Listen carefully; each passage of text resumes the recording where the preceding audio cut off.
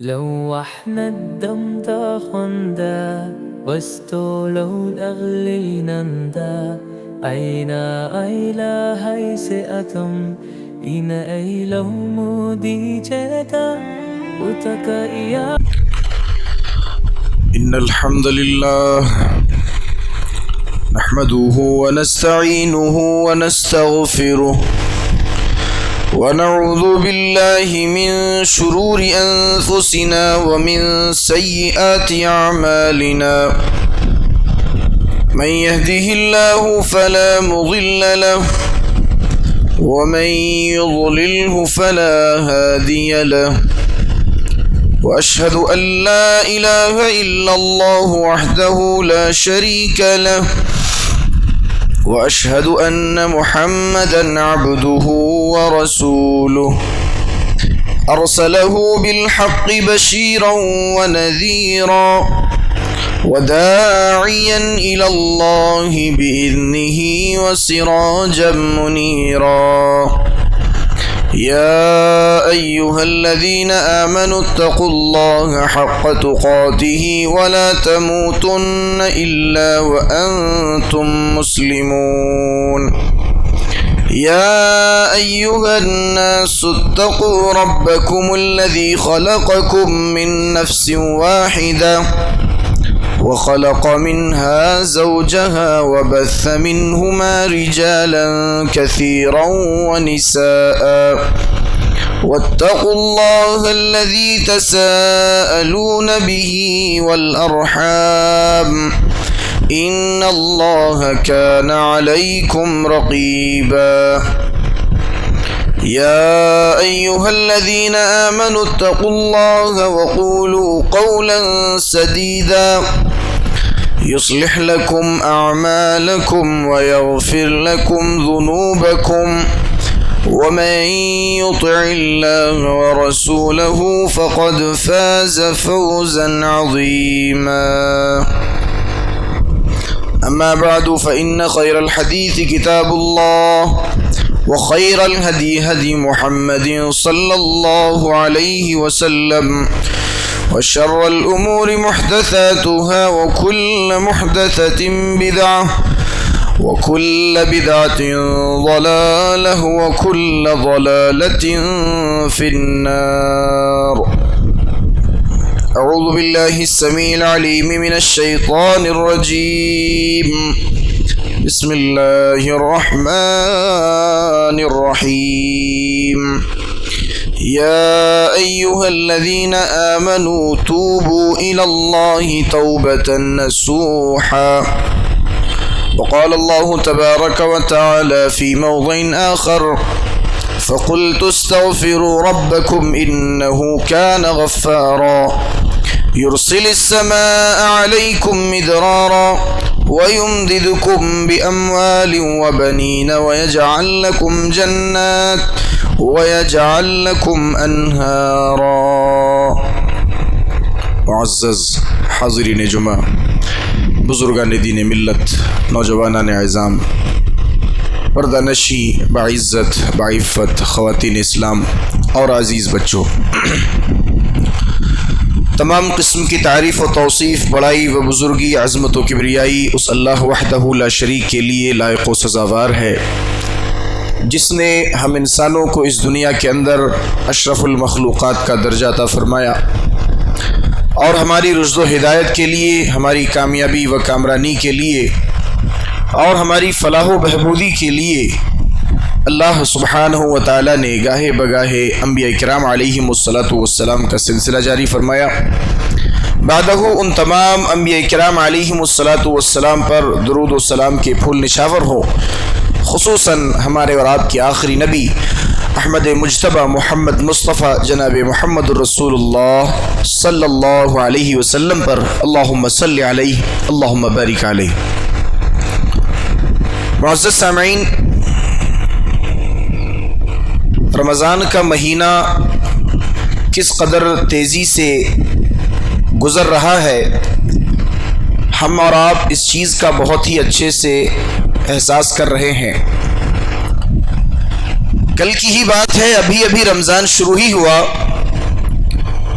کہ آج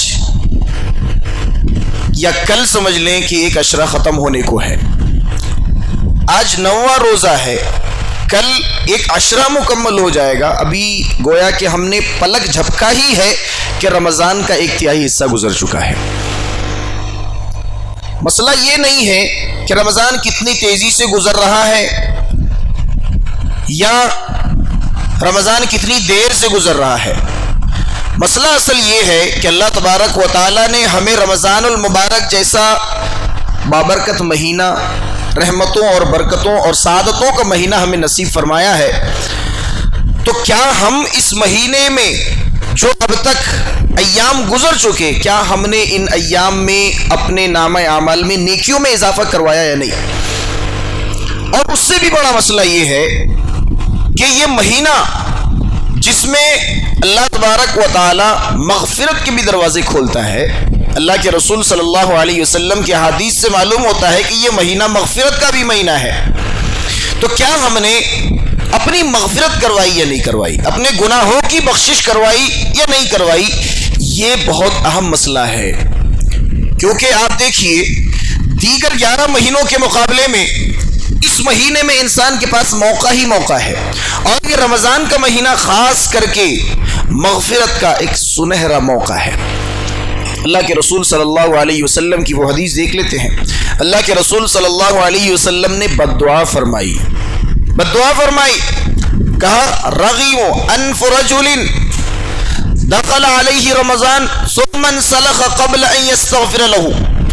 اس آدمی کا ناک خاک آلود ہو، وہ آدمی تباہ و برباد ہو جائے جس پر رمضان داخل ہوا، ثم انسلخ قبل ان یستغفر له، اور رمضان گزر گیا اس سے پہلے کہ وہ اپنے گناہوں کی بخشش کرواتا.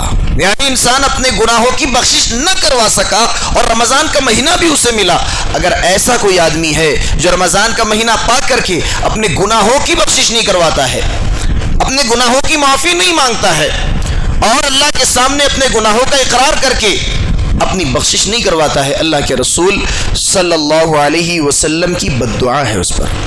رغم انف رجل دخل علیہ رمضان قبل ان یستغفر له. اس آدمی کی ناک خاک آلود ہو، وہ آدمی تباہ و برباد ہو جائے جس پر رمضان داخل ہوا اور رمضان چلا بھی گیا اس سے پہلے کہ وہ اپنی بخشش کرواتا.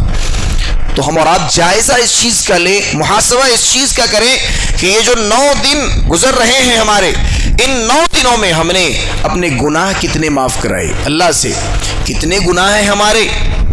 ہر آدمی اپنے اپنے گناہوں سے واقف ہے. ایسا تو نہیں ہے کہ میں کیا گناہ کرتا ہوں مجھے نہیں معلوم، آپ کیا گناہ کرتے ہیں آپ کو نہیں معلوم. ایسا تو نہیں ہو سکتا. ہم کیا گناہ کرتے ہیں ہمیں معلوم ہے. 11 مہینے ہم اور آپ گناہوں میں لت پت، سر کے بال سے پیر کے ناخن تک ہم اور آپ گناہوں میں ڈوبے ہوئے. کوئی ایک ایسا گناہ نہیں جس میں ہم ملوث نہیں ہوتے ہیں. 11 مہینے تک ہم گناہ پر گناہ کرتے جاتے ہیں.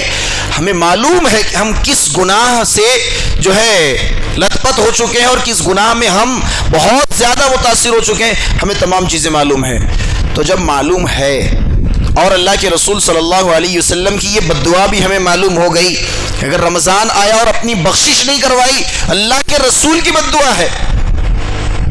کوئی عام آدمی بددعا دیتا تو الگ بات، ایک الگ بات ہوتی کہ بھائی کون ہوتا ہے یہ آدمی بددعا دینے والا اور اس کی بددعا قبول ہوگی کہ نہیں ہوگی کوئی بھروسہ نہیں ہے. بددعا دینے والے کون؟ زبان سے جو جملے ادا ہو رہے ہیں، زبان کس کی ہے؟ امام کائنات ہے، وہ افضل البشر، بلکہ امام الانبیاء ہیں، تمام نبیوں کے سردار، سب سے افضل، سارے لوگوں میں افضل. اللہ تبارک و تعالیٰ نے جن کے اگلے پچھلے سارے گناہ معاف کر دیے، وہ نبی بددعا کر رہے ہیں. اگر ان کی زبان مبارکہ سے بات نکلی تو عرش والے نے قبول کر لی. تو ہمارے لیے بہت ہی بڑا یہ سبق ہے کہ اللہ کے رسول صلی اللہ علیہ وسلم کی بددعا ہے. ہمیں اور آپ کو چاہیے کہ اس رمضان کا مہینہ پا کر کے، یہ جو رمضان کا مہینہ ہمیں ملا، اللہ تبارک و تعالیٰ سے اپنی بخشش طلب کرنی چاہیے. تو آج کا جو یہ خطبہ جمعہ کا میرا عنوان ہے انشاءاللہ تبارک و تعالیٰ اسی استغفار کے تعلق سے ہے کہ رمضان کا مہینہ استغفار کا، مغفرت کا ایک سنہرا موقع. اللہ کے رسول صلی اللہ علیہ وسلم نے جس طریقے سے بددعا کی تو اس سے تو واضح ہو گیا کہ اس مہینے میں ہمیں اور آپ کو مغفرت کرا لینی چاہیے، استغفار طلب کر لینی چاہیے. اور یہ مغفرت ہے کیا چیز، اس کو جاننا ضروری ہے۔ مغفرت اور یہ استغفار یا توبہ یہ ہے کیا چیز؟ قرآن کریم کی ایک آیت دیکھتے ہیں، اللہ تبارک و تعالیٰ نے استغفار کو، مغفرت کو صحابہ کرام کی صفت بیان فرمائی۔ کہا سورہ توبہ کے اندر وَآخَرُونَ اعْتَرَفُوا بِذُنُوبِهِمْ خَلَطُوا عَمَلًا صَالِحًا، میرے کچھ بندے ایسے ہیں، اللہ تبارک و تعالیٰ فرماتا ہے، صحابہ کرام کے تعلق سے فرماتا ہے وَآخَرُونَ اعْتَرَفُوا بِذُنُوبِهِمْ خَلَطُوا عَمَلًا صَالِحًا وَآخَرَ سَيِّئًا، کہ میرے کچھ بندے ایسے ہیں جو اپنے گناہوں کا اعتراف میرے سامنے کر لیتے ہیں، میرے کچھ مقرب بندے ایسے ہیں جو اپنے گناہوں کا اعتراف اور اقرار میرے سامنے کرتے ہیں اور اپنے گناہوں کو عمل صالح سے ملا کر کے اپنے گناہوں کو ختم کر لیتے ہیں۔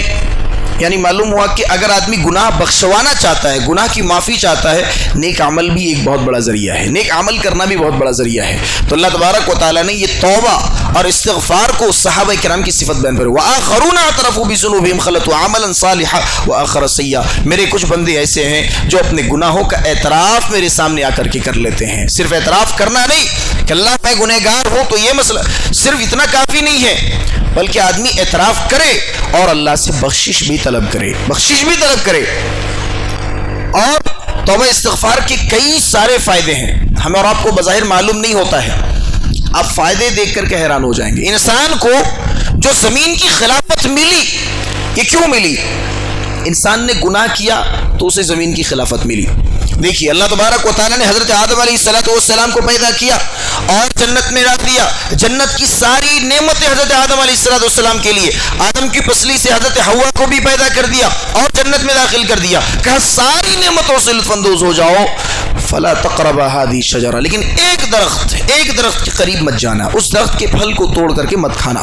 اللہ تبارک و تعالیٰ نے پہلے سے پورا پلان کر دیا کہ جیسے میں روکوں گا جا کر کے شیطان بہکائے گا اور پھل توڑ کر کے کھائیں گے، ہوا ویسا ہی۔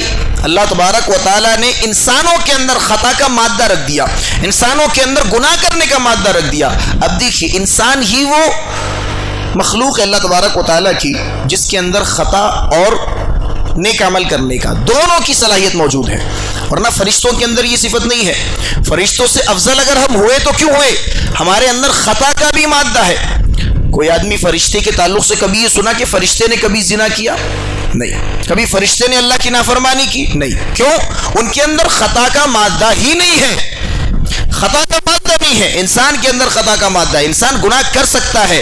اللہ تبارک و تعالیٰ نے جب منع کیا کہ اے آدم اے حوا اس درخت کے پھل کو مت کھانا، شیطان کے بہکاوے میں آ کر کے انہوں نے پھل کھا لیا۔ اللہ تبارک و تعالیٰ نے جنتی لباس ان کے جسم سے اتار دیے، انہیں دنیا میں بھیج دیا، اور اللہ رب العالمین نے جب انسانوں کے اندر گناہ کا مادہ رکھا تو اللہ نے گناہ کی بخشش کا بھی ذریعہ بتایا۔ ایسا تو نہیں ہے کہ کوئی بیماری بھی ہو اور اس کا علاج بھی نہ ہو، اس دنیا میں آج تک کوئی ایسی بیماری نہیں ہے جو اللہ تبارک و تعالیٰ نے پیدا کیا اور اس کا علاج نہیں پیدا کیا۔ اب لوگ کہہ سکتے ہیں کہ نہیں کینسر کا علاج نہیں ہے، انسان کی عقل ابھی تک وہاں نہیں پہنچی ہے، کچھ سالوں میں کچھ صدیوں میں ہو سکتا ہے انسان وہاں تک پہنچ جائے۔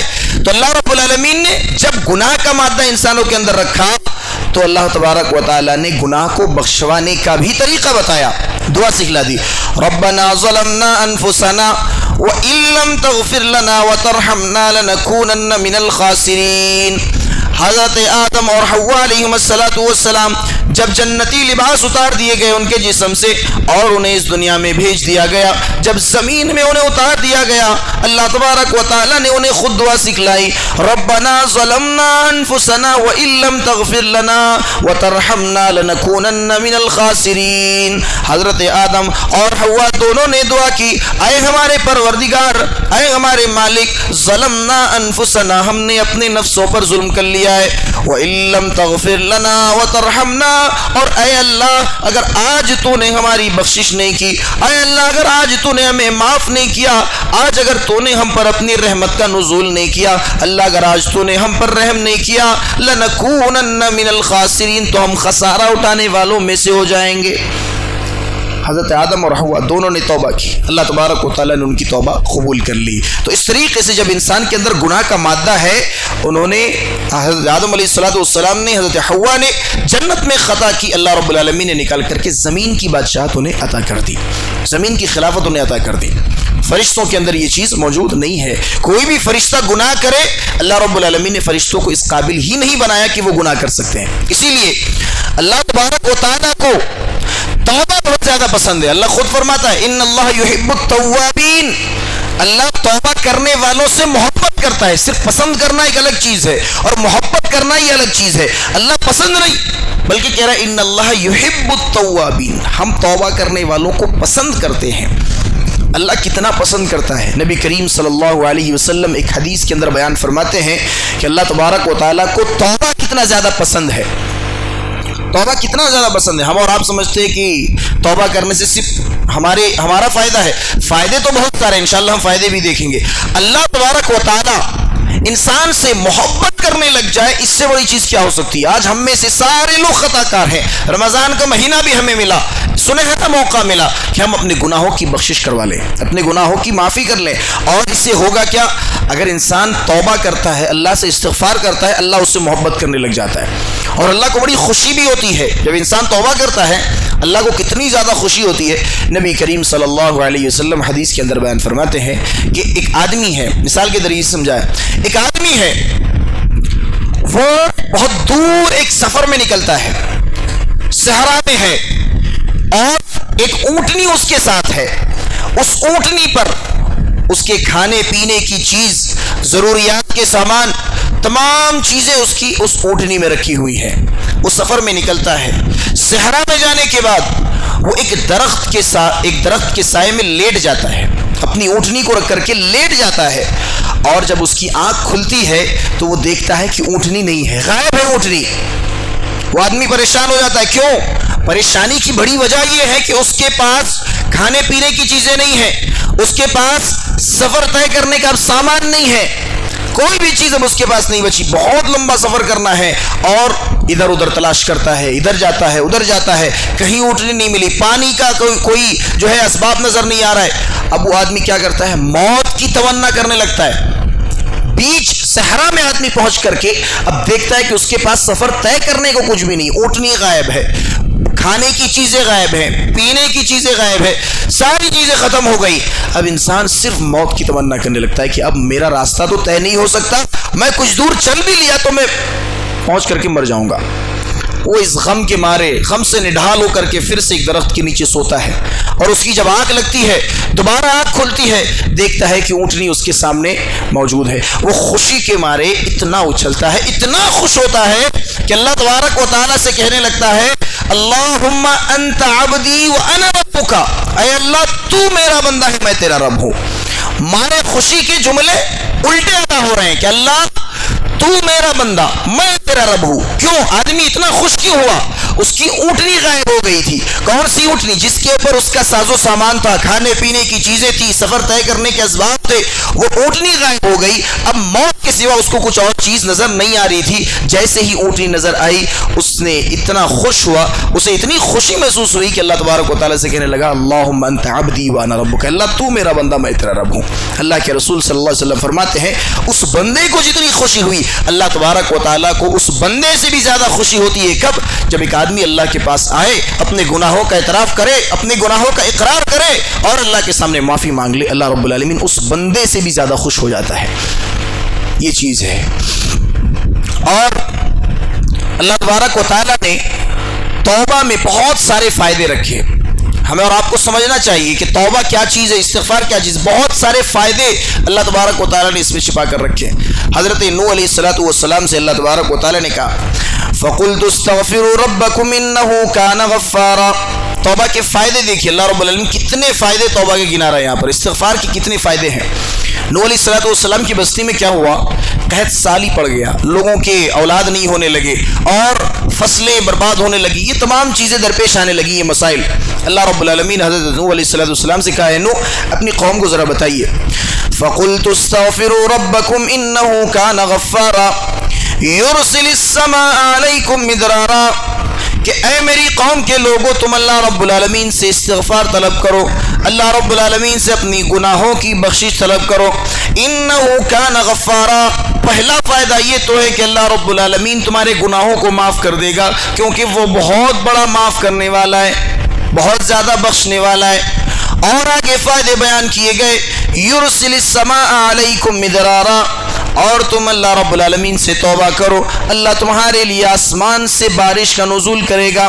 وَيُمْدِدْكُمْ بِأَمْوَالٍ وَبَنِينَ، اور جو بے اولاد ہیں، جن کے مالوں میں اضافہ نہیں ہو رہا ہے، جن کو اولاد نہیں ہو رہی ہے، اللہ تبارک و تعالیٰ فرماتا ہے کہ توبہ استغفار کرو، اللہ رب العالمین اپنے فضل سے مال میں بھی برکت دے گا اور اولاد میں بھی برکت دے گا۔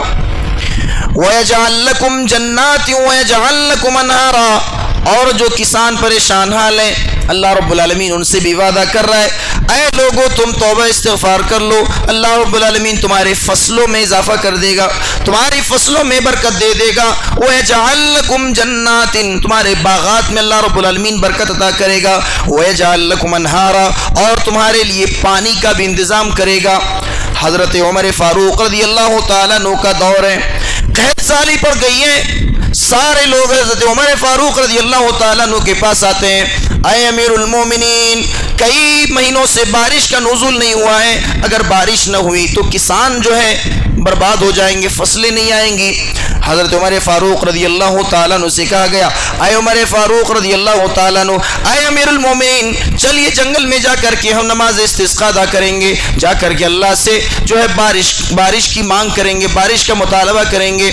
عمر فاروق رضی اللہ تعالیٰ عنہ سارے لوگوں کو لیتے ہیں اور جنگل میں جاتے ہیں، اپنے ہاتھوں کو اٹھاتے ہیں اور اللہ رب العالمین سے بس استغفار کرتے ہیں کہ اے اللہ، ہم سارے لوگ خطا کار ہیں، ہم تجھ سے استغفار طلب کرتے ہیں۔ حضرت عمر فاروق کو بلایا اس لیے گیا تھا تاکہ بارش کی دعا کریں گے اور جو ہے کسانوں کی جو پریشانی ہے اس کے تعلق سے اللہ کے سامنے بات رکھیں گے۔ حضرت عمر فاروق رضی اللہ تعالیٰ عنہ نے استغفار طلب کی اور گناہوں کی معافی طلب کرنے کے بعد واپس گھر کو لوٹ گئے۔ سارے لوگ عمر فاروق کے پاس آئے، اے امیر المومنین، ہم نے آپ سے کہا تھا کہ ہم جا کر کے نماز استسقاء ادا کریں گے، ہم جا کر کے اللہ سے بارش کا مطالبہ کریں گے، آپ نے کیا کیا؟ آپ نے جا کر کے تو اللہ سے معافی مانگی اور گھر واپس آ گئے۔ عمر فاروق رضی اللہ تعالیٰ عنہ کہنے لگے، اے لوگوں، جس وجہ سے اللہ رب العالمین نے ہم پر بارش کو روک دیا تھا وہ وجہ ہمارے گناہ ہیں، اور میں نے اللہ رب العالمین سے توبہ کر لیا ہے، ہم سارے لوگوں کی جانب سے توبہ کر لیا ہے، اللہ تبارک و تعالی ہمارے گناہوں کو اگر معاف کر دے تو بارش کا نزول بھی ہو جائے گا۔ معلوم کیا ہوا؟ انسان کی گناہوں کی وجہ سے اللہ تبارک و تعالیٰ بعض دفعہ بارش کو روک لیتا ہے، بارش کو برسانا بند کر دیتا ہے، جو کہ اللہ کی بہت بڑی نعمت ہے۔ تو اللہ تبارک و تعالیٰ نے اس آیت کریمہ کے اندر جو نوح علیہ السلام کے تعلق سے فرمایا، اس میں بیان کیا کہ اگر آدمی پریشان حال ہے، اسے مال و دولت میں برکت نہیں مل رہی ہے، اولاد نہیں ہو رہی ہے، بارش نہیں برس رہی ہے، کھیتوں میں فصلوں میں اگر بربادی ہو رہی ہے، اللہ تبارک و تعالیٰ سے آدمی استغفار طلب کرے، اللہ رب العالمین بہت سارے فائدے دینے کو تیار ہیں۔ کب فائدہ کب ہوگا؟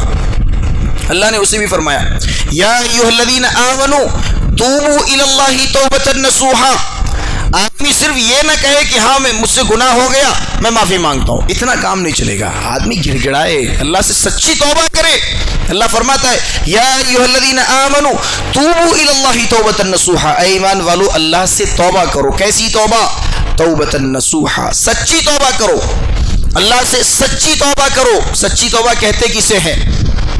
آدمی ایک بار گناہ کرتا ہے، دوبارہ پھر سے گناہ کر لے، سچی توبہ تو کر رہا ہے، ہاں اللہ یہ گناہ مجھ سے ہو گیا، میں جھوٹ بول لیا، میں نے چغل خوری کی، میں نے زنا کیا، اللہ آئندہ نہیں کروں گا، اللہ کے سامنے اقرار کرنے کے بعد پھر سے کر رہا ہے، پھر سے وہ گناہ کر رہا ہے، یہ سچی توبہ نہیں ہے۔ سچی توبہ کیا ہے؟ کہ آدمی کوئی بھی گناہ کرے، اس گناہ کو ہمیشہ چھوڑ دینے کا عزم کر لے کہ اللہ آج کے بعد یہ گناہ کبھی نہیں کروں گا، اور اللہ آج کے بعد میں اس گناہ کو ہمیشہ کے لیے چھوڑ دوں گا۔ اور تیسری چیز یہ کہ انسان اپنے گناہ پر شرمندگی کا احساس کرے، نادم ہو جائے، اللہ کے سامنے اپنے گناہوں کا اعتراف کرے اور کہے کہ اللہ میں بہت شرمندہ ہوں، میں بہت نادم ہوں اپنے اس گناہ پر۔ یہ سچی توبہ ہے کہ انسان ایک تو نادم ہو جائے، اس گناہ کو دوبارہ کبھی نہ کرنے کا عزم کر لے اور ہمیشہ اس گناہ کو چھوڑ دینے کا عزم کر لے. یہ اگر دل میں ارادہ ہے, یہ نیت ہے, تو انسان سچی توبہ کر رہا ہے, اللہ اس کی توبہ قبول کر لیتا ہے. اور اسی کے لیے فائدے ہیں. کون سے فائدے؟ اللہ تبارک و تعالیٰ فرماتا ہے عسى الله ان يكفر عنكم سيئاتكم. قریب ہے کہ اللہ رب العالمین پہلے تو تمہارے گناہوں کو معاف کر دے گا, تمہارے گناہوں کو معاف کر دے گا. اور دوسری چیز یہ وَيُدْخِلَكُمْ جَنَّاتٍ تَجْرِي مِن تَحْتِهَا الْأَنْهَارُ. جو ہماری اخروی زندگی ہے, جس کی اللہ رب العالمین نے بیان کیا کہ جو کامیابی ہے, اصل میں کامیابی ہے, اللہ فرماتا ہے وَيُدْخِلَكُمْ جَنَّاتٍ تَجْرِي مِن تَحْتِهَا الْأَنْهَارُ, کہ ہم تمہیں جنتوں میں داخل کریں گے, ایسی جنتوں میں جن کے نیچے سے نہریں جاری ہے. صرف ایک چیز, انسان توبہ کر لے, استغفار کر لے, اللہ تبارک و تعالیٰ کہتے ہیں تمہیں ہم جنت میں داخل کر دیں گے. اور فرمایا گیا الا من تاب وآمن وعمل صالحا فاولئک یبدل اللہ سیئاتہم حسنات, کہ اگر کوئی آدمی توبہ کرتا ہے, توبہ کا مطلب کیا ہوتا ہے؟ پلٹ کر کے آ جانا. انسان گناہ کے راستے میں چل رہا ہے, اس گناہ کے راستے کو اچانک چھوڑ کر کے انسان واپس پلٹ کر کے آ جائے. جیسے ہی انسان پلٹتا ہے سمجھو کہ اس نے توبہ کر لی, اور اللہ رب العالمین کے سامنے پلٹ کر کے آ کر کے اپنے گناہوں کا اقرار کر لے, اپنے گناہوں کا اعتراف کر لے. اللہ تبارک و تعالیٰ فرماتا ہے الا من تاب وآمن وعمل عملا صالحا, اگر کوئی آدمی توبہ کرتا ہے, مجھ پر ایمان لاتا ہے اور عمل صالح کرنا شروع کر دیتا ہے, کتنا بڑا فائدہ ہے. فاولئک یبدل اللہ سیئاتہم حسنات, اس کے جتنے بھی گناہ ہیں, اس کے جتنے بھی گناہ ہیں, اللہ رب العالمین ان تمام گناہوں کو نیکیوں میں بدل دیتا ہے. یہ بہت بڑا فائدہ ہے کہ اللہ گناہوں کو نیکیوں میں تبدیل کرنے کو تیار ہے. آج انسان توبہ کرنے کو تیار نہیں, آج انسان استغفار کرنے کو تیار نہیں. اللہ رب العالمین تو پکار کر کے, جب شیطان نے کہا اللہ میں دنیا میں جا کر کے انسان کو بہکاؤں گا, انسان کو جہنم کی طرف لے کر کے آؤں گا, مجھے مہلت دے دی, قیامت تک تو مجھے مہلت دے. اللہ تبارک و تعالیٰ نے کہا جا, تجھے مہلت دی. شیطان نے مہلت مانگی, اللہ رب العالمین نے مہلت دے دی, جا تو انسان کو بہکا, انسان کو جہنم کی طرف لے جا. لیکن اللہ رب العالمین نے ساتھ ہی ساتھ یہ بھی کہا قسم ہے مجھے میرے عزت و جلال کی, جب تک تو میرے بندوں کو بہکائے گا اور کوئی بھی بندہ مجھ سے آ کر کے معافی مانگے گا, میں اس کے آخری سانس تک اس کے گناہوں کو معاف کرتا رہوں گا اور اسے میں جنت کی طرف لانے کی کوشش کرتا رہوں گا. یہ اللہ تبارک و تعالیٰ نے بیان کیا کہ شیطان جب ہمیں بہکا رہا ہے, جہنم کی طرف لے کر کے جانا چاہ رہا ہے, اللہ تبارک و تعالیٰ نے بھی کہا, اللہ نے بھی کہا کہ جاؤ تم بہکاؤ, جہنم کی طرف لے کر کے جاؤ, لیکن مجھے بھی اپنے عزت و جلال کی قسم ہے کہ جب تک میرا بندہ مجھ سے توبہ کرے گا, جب تک میرا بندہ مجھ سے معافی مانگے گا, جب تک میرا بندہ استغفار طلب کرے گا, تب تک میں اس کے گناہوں کو معاف کرتا رہوں گا, اس کے گناہوں کی بخشش کرتا رہوں گا اور اسے میں جنت میں داخل کرتا رہوں گا. تو اللہ تبارک و تعالیٰ معاف کرنے کو تیار ہے, انسان توبہ کرنے کو تیار نہیں. اللہ تبارک و تعالیٰ تو وعدے پہ وعدے کر رہے ہیں قرآن حکیم کے اندر, قل یا عبادی الذین اسرفوا علی انفسہم لا تقنطوا من رحمت اللہ ان اللہ یغفر الذنوب جميعا. اللہ رب العالمین کہتا ہے, انسانوں کو تسلی دیتے ہوئے کہتا ہے, آپ دیکھیے ذرا, انسان کتنا بھی گنہگار ہو جائے, انسان کتنا بھی خطا کار ہو جائے, اللہ کہہ رہا ہے یا عبادی الذین اسرفوا, اے میرے بندوں. نکتہ سمجھیے, آج اگر کوئی آدمی گنہگار ہے یا کوئی آدمی سماج میں, معاشرے میں ذلیل ہے, چور ہے, ڈکیت ہے, بہت بدنام ہے, انسان اپنی نسبت اس کی طرف نہیں کرتا. مثال کے طور پر کوئی آدمی چور ہے, آپ کے ساتھ بہت قریب رہتا تھا وہ, اور وہ جا کر کے ایک دن چوری کر لیتا ہے, پورے سماج میں, معاشرے میں اس کی بے عزتی ہونے لگی. اب آپ اس کے ساتھ رہیں گے؟ نہیں رہیں گے. کوئی اگر پوچھے بھی کہ وہ تمہارا دوست ہے, آپ کہیں گے کل تک تھا آج نہیں ہے, کل تک دوست تھا آج نہیں ہے. انسان ذلیل لوگوں سے اپنا رشتہ ہمیشہ توڑ دیتا ہے, اور جو آدمی کو اللہ سماج میں پسند نہیں کیا جاتا, جو آدمی گناہ پر گناہ کرتا ہے, غلطی کرتا ہے, جس کو سماج اچھا نہیں تسلیم کرتی, انسان اس کو اپنے قریب نہیں رکھنا چاہتا. اللہ تبارک و تعالیٰ کہتا ہے یا عبادی الذین اسرفوا, اے میرے وہ بندو جنہوں نے اپنے نفسوں پر ظلم کر لیا. کتنا ظلم کیا, کوئی قید نہیں. انسان کتنا گناہ کرتا ہے, زنا کر لے, بدکاری کر لے, قتل کر لے, چوری کر لے, ڈکیتی کر لے, غیبتیں کر لے, چغل خوریاں کر لے, حقوق اللہ اور حقوق العباد میں کوتاہ ہو جائے, تمام کے تمام گناہ بھی اگر اس کے پاس ہیں, پھر بھی اللہ کہہ رہا ہے کہ تم بندے تو میرے ہو. یا عبادی, اے میرے بندو, تم میرے بندے ہو. میری رحمت سے کبھی مایوس مت ہونا. لا تقنطوا من رحمت اللہ, اللہ کی رحمت سے کبھی مایوس مت ہونا. تمہارے پاس بہت گناہ ہوں گے, تم نے بہت گناہ کیے, تم گناہوں میں ڈوبے ہوئے ہو, لیکن میری رحمت سے کبھی تم مایوس مت ہونا, میری رحمت سے کبھی مایوس مت ہونا. ان اللہ یغفر الذنوب جميعا, اللہ رب العالمین وعدہ کر رہا ہے کہ ہم تمہارے سارے گناہوں کو معاف کرنے کو تیار ہیں. تمہارے پاس جتنی بھی خطائیں ہیں تم ایک بار آ کر کے توبہ کرو, ہم تمہاری خطاؤں کو معاف کرنے کو تیار ہیں. تو انسان پہلے اللہ کے سامنے آئے, اللہ کے سامنے آئے, اپنے گناہوں کا اقرار کرے, اپنے گناہوں کا اعتراف کرے کہ اللہ میں نے اتنے گناہ کر لیے, اللہ میں تیرا نافرمان بندہ ہوں, اللہ میں نے بہت خطائیں کی ہیں, اللہ آج یہ رمضان کا مہینہ تو نے عطا کیا ہے, اللہ بڑی خوش نصیبی کی بات ہے, اللہ تو نے رمضان کا مہینہ عطا کیا ہے. اب دیکھیے رمضان کا مہینہ ہر کسی کو نہیں ملتا. میں پچھلے جمعہ بھی اس چیز کا تذکرہ کر رہا تھا کہ بہت سارے لوگ پچھلے رمضان ہمارے ساتھ تھے جو اس سال نہیں ہیں, جو اس سال ہمارے پاس نہیں ہے, ہمارے ساتھ جو آ کر کے تراویح پڑھا کرتے تھے, روزہ افطار کیا کرتے تھے, سحری کیا کرتے تھے, 5 وقتہ نمازوں میں آیا کرتے تھے. آج انہیں رمضان نہیں ملا. جسے رمضان مل گیا اسے چاہیے کہ اپنے گناہوں کی بخشش کروا لے, ورنہ صرف اللہ کے رسول کی بد دعا نہیں بلکہ حضرت جبرائیل علیہ السلام کی بھی بد دعا ہے. حضرت جبرائیل علیہ السلام نے بد دعا کی. اللہ کے رسول صلی اللہ علیہ وسلم ممبر پر چڑھ رہے ہیں جمعہ کے دن, 3 سیڑھیوں پر قدم رکھتے ہیں اور 3 دفعہ آمین کہتے ہیں. صحابہ کرام نے پوچھا اللہ کے رسول آپ نے آمین کیوں کہا, سیڑھی پر چڑھتے چڑھتے آپ نے آمین کیوں کہا؟ اللہ کے رسول صلی اللہ علیہ وسلم ان تینوں میں سے ایک آمین کے بارے میں بتاتے ہیں کہ جبرائیل امین آئے تھے اور بد دعا کر رہے تھے کہ جس نے رمضان کا مہینہ پایا اور اس نے اپنی بخشش نہیں کرائی تو جبرائیل امین کی بد دعا ہے, اور اس پر حضرت جناب محمد رسول اللہ صلی اللہ علیہ وسلم کی آمین ہے.